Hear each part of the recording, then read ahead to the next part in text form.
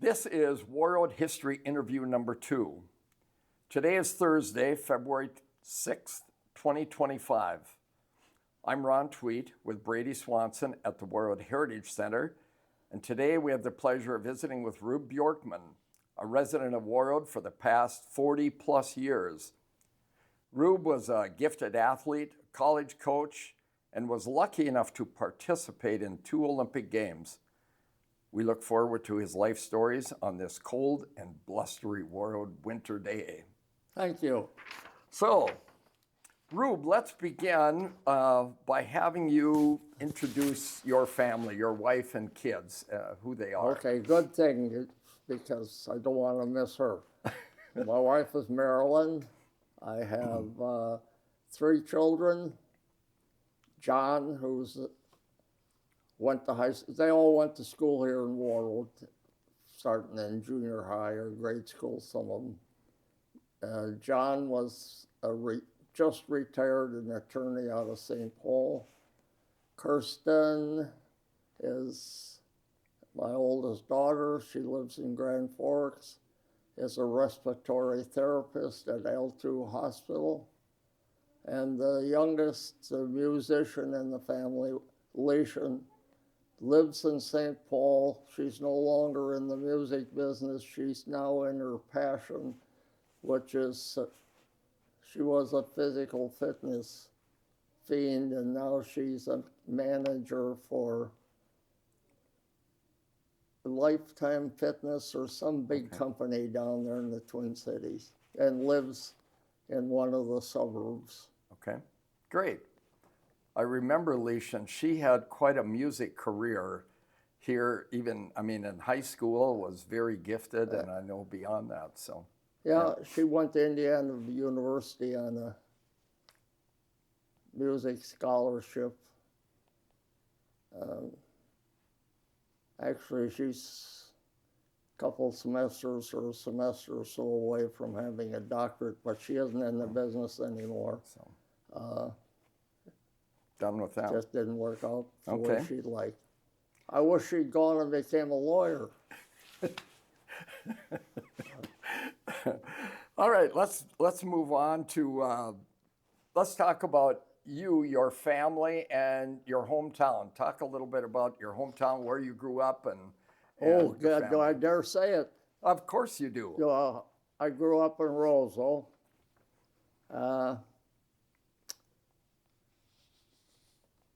And what more can you say? Competed against Warroad in lots of different sports. There weren't as many sports back in those days, but they were played all seasonal things. I really liked hockey. I liked football. Played baseball and ran track. Got to know some of the Warroad kids from those sports. Cal Marvin at that time was I'll bet you don't know this, but was a district mile runner champion. And I was always very good friends with Dick Roberts, because my neighbors in Roseau had moved from Warroad to Roseau, Jack and Jim Lumbum. Their dad was a pharmacist. And Jim and I used to ride our bicycles over here when we were kids to Warroad and visit with the Roberts. That was quite a hike with those old-time bicycles. Wow. But, yeah, I graduated from from Roseau in 1947. And from there I went on to whatever I went on to, the University of Minnesota specifically. Okay, good. Let's talk about early childhood memories, typical things young kids do. Any special memories about growing up there, what you were occupied with? I'm sure sports was a big part of it, but. Well, my childhood was a little different than a lot of others, because my mother passed away when my brother was born. I was 2 years old. And so my dad raised my brother and myself. The big thing I can remember, she did what kid things were doing. Back in those days, it's totally different from what's going on today, of course. you lived outside as much as you could. I do remember this, so that probably I started skating on an indoor rink, believe it or not, in Roseau. They had an indoor structure where the American Legion now stands. And until from about the time I was a little kid, I don't even remember when I skated. I know we skated a lot, and there were lots of public skating sessions. There were no traveling youth hockey teams in those days, none. You had what you called in-town league or something. You might have played for some grocery store or hardware store or something once a week. But I remember skating in that rink a lot. It's an old barn, and it blew down when I was about in 7th grade. Okay. Do you remember, when did Roseau build the memorial rink, the big Same rink as Warroad did, 1949. Okay. They both built same year. Okay.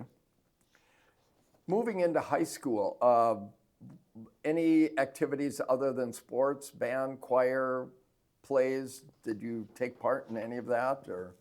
Not really. I was not a musician. My highest mark in music all the way through school was a D-, and that's because the teacher liked me. So it was outdoor things. All right. So let's talk about your high school sports. You said you played baseball. Position? Okay. It's the only time really Roseau didn't have a high school baseball team until my senior year. And I played 1 or 2 high school games or something as a senior. That was it. But I did play Legion ball in Roseau for many years, and city ball, baseball. We had football, which was started in my senior year. I played that. I really liked track. Okay. What events did you run in track? I was basically a quarter-miler. Okay. But I remember my coach, Oscar Almquist, who was my hockey coach, had been a half-miler on the Iron Range at some time or another, and he thought that would have been the event best for me, because I had a little decent speed, but I had good endurance, So I don't know, but I was a quarter-miler, then ran the relays. Mm-hmm. Okay. But I like track. Yeah. Could you reflect on some of the kids you played with on those teams? Good friends and people that you played with? Old Roseau names? There are not many left. One, of course, would have been Bob Harris. He's still around. Buddy Johnson and Roseau they were both on the same team I was on. Buddy Johnson, who of course was very instrumental in the growth of Polaris, just recently passed away. But all the rest, it's kind of strange. I kind of lost contact with most of them after I left high school, because it wasn't as easy in those days to remain in contact. Yeah. I have 4 kids here in Warroad that I coached. My goodness, they're the epitome of togetherness. And it's Merlin Ravendal and Scotty Knutson, Bob Olson, and Bob Smith, and Rick Dubois. Man, they're together all the time to this day, and they don't live close to each other, but they talk every day. Yeah. Okay, I'm going to talk a little bit more about high school hockey, okay? Go ahead. In Roseau. So let's talk about your coach. You mentioned Oscar Almquist, and if I recall, I think he was an Iron Ranger. Right? Oscar was from Eveleth. Okay. Like most of the coaches in this part of the country way back then were from Eveleth. Yeah. But Oscar had been a goalie at St. Mary's University, I didn't even know where that was at the time, but and he played professional hockey in St. Paul, excuse me, with the St. Paul Saints, whatever league they were in at that time with St. Paul, Minneapolis, Kansas City, or whatever. Okay. So Oscar was our coach. He was a social study teacher, but all through my going through school years, he was our high school principal plus our coach. And he was a good man. He had if there were ever any problems, and there were a few in those days because the rules were a little freer than they are now, we always knew that Oscar had our back. You know, he'd be out there helping us. So he was a good guy, good coach. Yeah. No monkeying around. We used to travel in private cars in those days. No school buses. Maybe when I was a senior, we might have had a bus, I'm not sure. But we traveled in cars, and he had an old Ford. You'd tie the sticks on the front end and the little trunk in the back. You'd throw your oat bag, equipment bag, in the trunk somehow and move down the road. I always got to sit next to him. There were three in the front seat. So, Okay. yeah, he's a great guy for me. A great guy for Roseau hockey. Yeah. Great guy for Minnesota hockey. I remember Oscar. He was a big man. Yeah. You know, and he just had that presence. Yeah. When you were around him, Yeah. everyone knew who he was and done a lot for the game. Talk about the teams you played and how many had indoor rinks? Or did you play a lot of outdoor games? Well, we played. Williams was strong in hockey in those days, outdoors, colder than the devil, down below in the gully down there as you go by on the highway. Boy, it was cold. They had a good team. Badette, not so much when I was there, but before I got into high school, Badette had a very good team, and it was an Evelyn person coaching it. Very good. Thief River Falls, always good. They were the one that had they had an indoor building. It's the old rink, little one they use right now. Crookston, at that time, the strong team over there was Crookston Cathedral. Guys like Johnny Noah and the Medvid Boys and Sullivan's and that. And that was, we did, and Halleck had an indoor rink. Oh. So we played Badette, we played Warroad, we played Thief River Falls, we played Crookston Cathedral, we played Halleck. We even had to go one year to Boston and play in an outdoor rink as a preliminary regional game and played in a snowstorm, which was an introduction to me for playing in the Olympics, because you played outdoors most of those times in snowstorms. Yeah, we're going to talk about that. So, your big rivalry, was Warroad Roseau a big rivalry then? Yeah, and everything. Uh-huh. You know, it's a big rivalry, but thank goodness for it, because it makes life bearable up in the North Country. I mean, it's a healthy relationship. Yeah. Some of your best friends end up being guys from across the river, so to speak. Yeah. Yeah, that's good. I agree. State tournaments. Did you participate in the state tournament at all? Okay. When I was a junior, that's 1946, we won the state tournament. That was the second year of the official state tournament as we know it today. And a superintendent of schools or something by the name of Gene Aldrich had put his foot down and or used his power to create the state hockey tournament, and it wasn't in the St. Paul Auditorium. That was first one was 1945. Thief River participated. In 46, we won it. In 47, we were runners up. And then Williams had been in it a lot. Warroad's been in it a lot. And at that time, the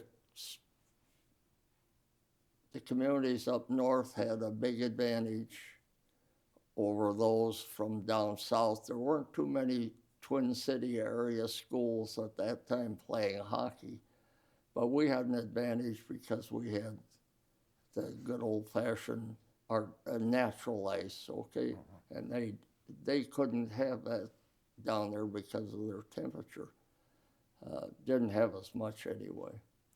But that was a state hockey tournament as such, although prior to that, they had pseudo-state tournaments. Thief River I remember playing in one when I was in 7th grade, but there were the only teams I can ever remember in it were Roseau, Thief River, and Eveleth.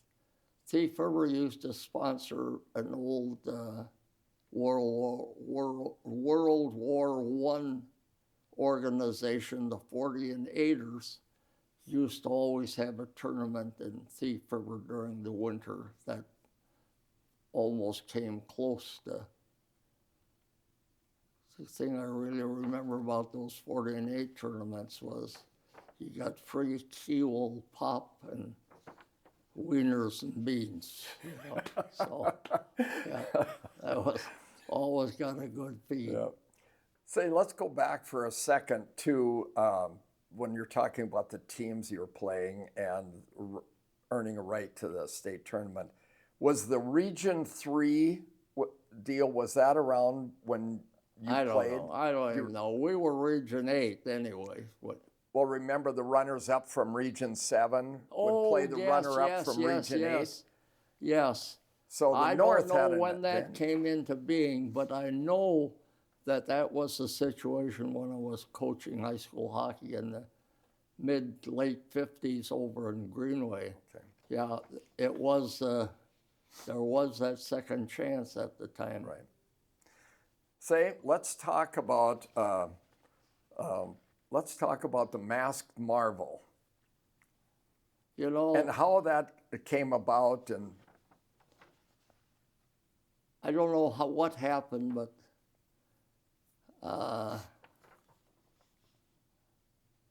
somehow or another, my eyesight just kind of went to pot. And I think it might have been from measles, but I don't know. I had them, and I thought they kept me in a dark room. I've been kept in a dark room before, but I don't know if that's true or not. But anyway, I was nearsighted. Love sports. So in most of those other ones, I stayed pretty close to the action, so I could see what was going on, you know. But in hockey, it got a little tough for me. But Oscar Almquist, from his Twin Cities connections, there were different sporting goods companies around at that time. One was called Lowell and Campbell. Doesn't exist today, I don't think. But he knew that they made a goggle that kind of like a swimming mask that was rubber, and it had correction lenses in it. And in those days, there was no such thing as breakable glass, but the lenses in those babies were really thick, you know. But he got that for me, and so that's what I wore from, I don't know. I know in 11th grade I had it on. I know in 12th grade I had it on. Maybe somewhere in 10th grade or something I started wearing it.